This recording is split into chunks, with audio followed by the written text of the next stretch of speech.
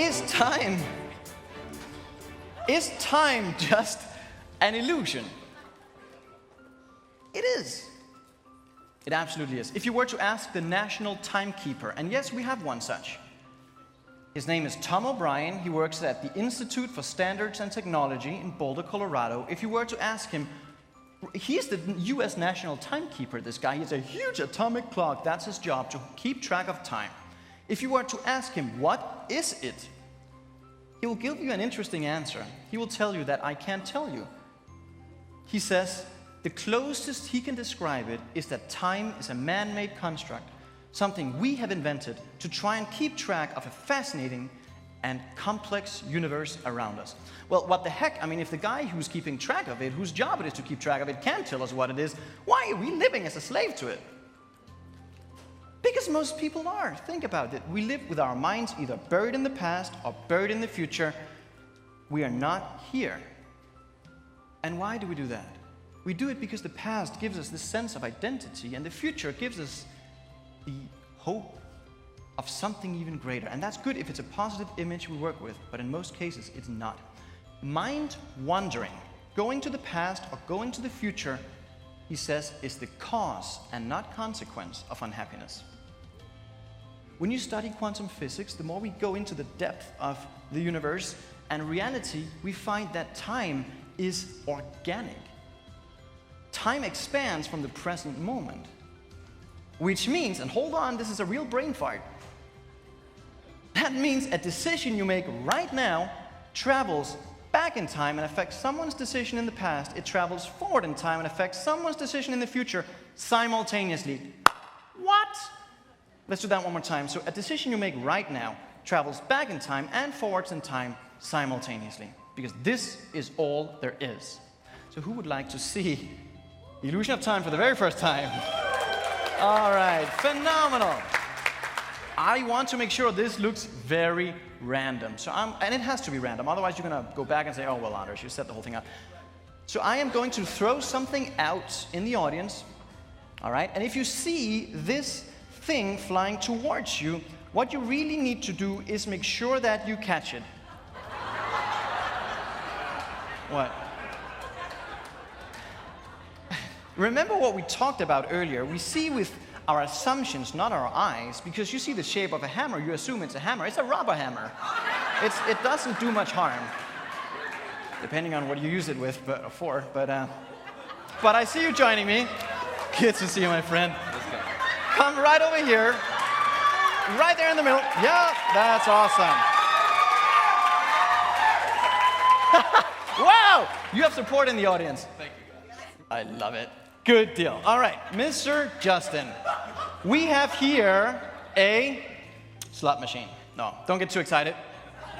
It's a time selector. This wheel chooses the hour, and these two chooses the minutes. Very simple, right? Now, let's take a look at the other side. So as you can tell, whoops, there we go. Very simple, 3 wheels.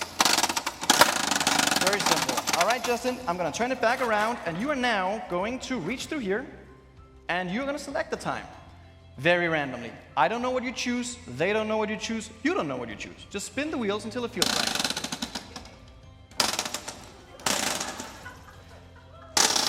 I can tell you've been in Vegas before. Yeah, I can tell. Unfortunately, there's no slots on this one. But you got it now? You're sure you want to stay there? All right, come back around. Let's take a look.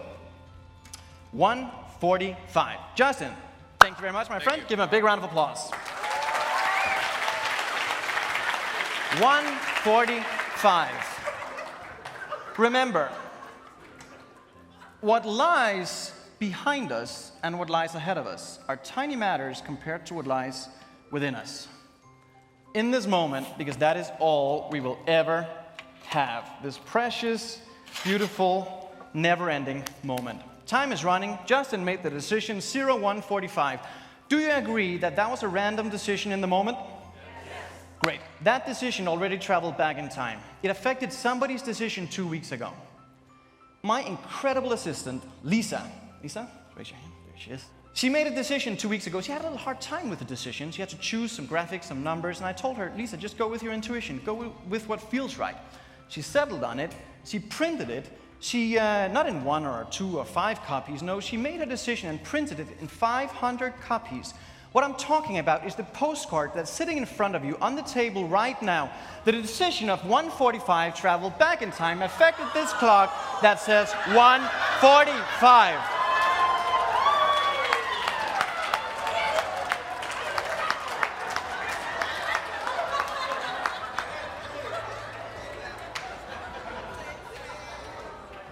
How would it look? How would it look if that decision traveled forward in time and affected the undefined future? How would that look? This is my take on it.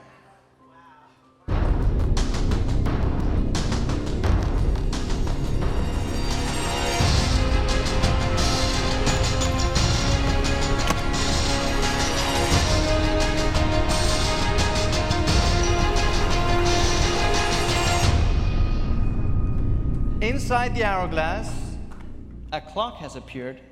It says 1:45 on its face. As Albert Einstein once said, the distinction between the past, the present, and the future is only a stubbornly persistent illusion.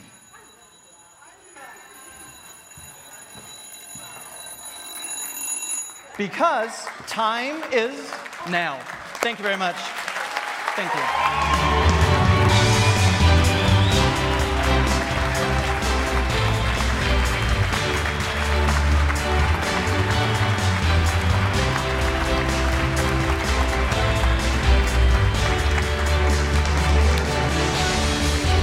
That's great. Give it another big hand. Now,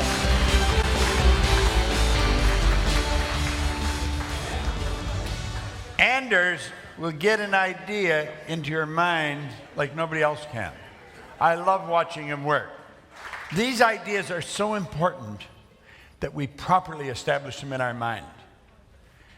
There's 3 ways of changing a paradigm, or 2 ways, pardon me. One is an emotional impact, the other is constant spaced repetition. Through illusions, you can impact your mind. I was just thinking that in the back of the room. So you may want to go and see him August the 2nd to the 5th. Thank you very much. Thank you. Really appreciate it. Okay. Good.